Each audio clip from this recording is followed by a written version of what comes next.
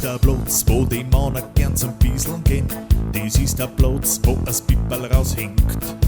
Sie dern's im Freier und sie brauchen auch keinen Sitz nieder, das geht im Steh, dass er a Wiesen trinkt.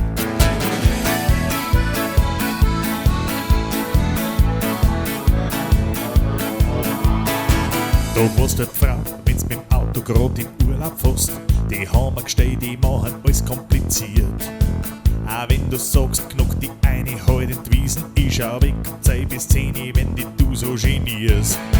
Sie sagt zum Horst, du, das geht nicht auf der Wiesen, such einen Parkplatz mit Toilette, weil mein Blasen druckt gut. Ich kann da sitzen und nicht stehen, wie die Bur mit einem Kugelrutz, und wenn's jetzt nicht bald schneller fährst, dann nimm ich dein Hut.